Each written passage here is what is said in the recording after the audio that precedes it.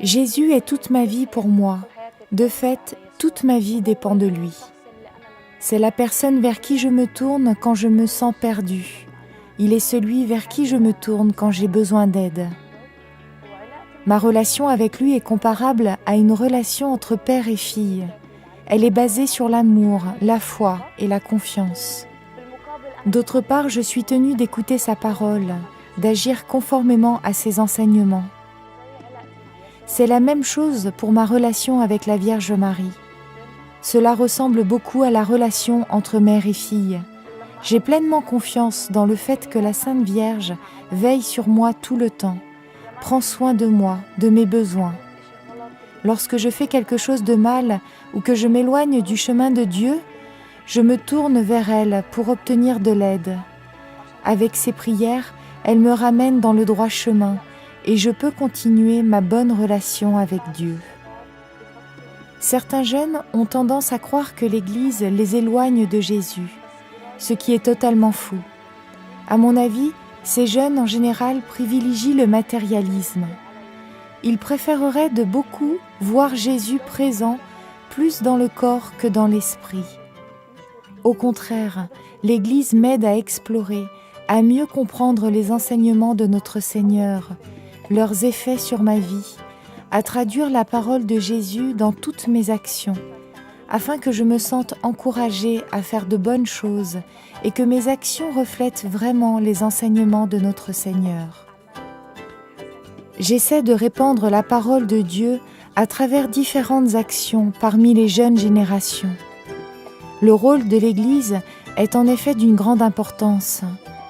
Cela nous aide à mieux comprendre la vie de Jésus, à la simplifier, afin qu'elle devienne plus proche et plus adaptée à notre propre vie.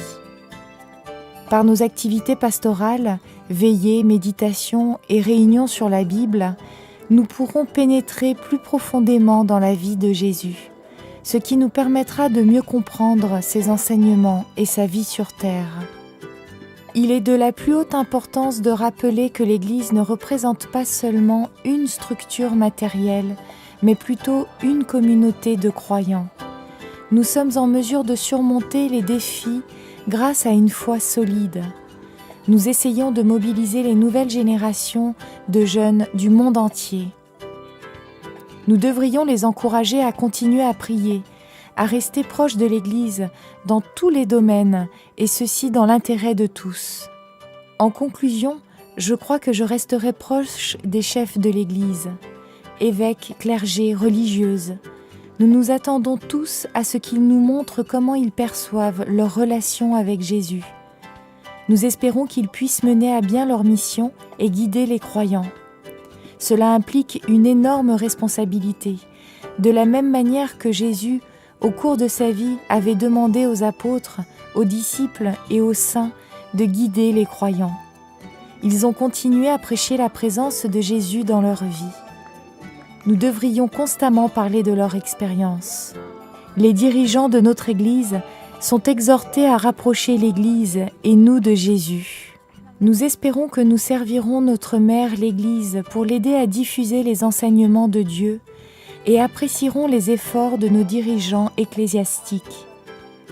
Nous ne pouvons pas attendre pour mener le même modèle de vie, principalement basé sur les enseignements de notre Seigneur.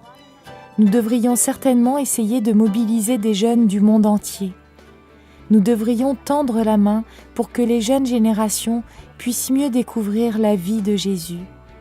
Ils sont tous appelés à rentrer au bercail de l'Église avec une foi renouvelée et forte.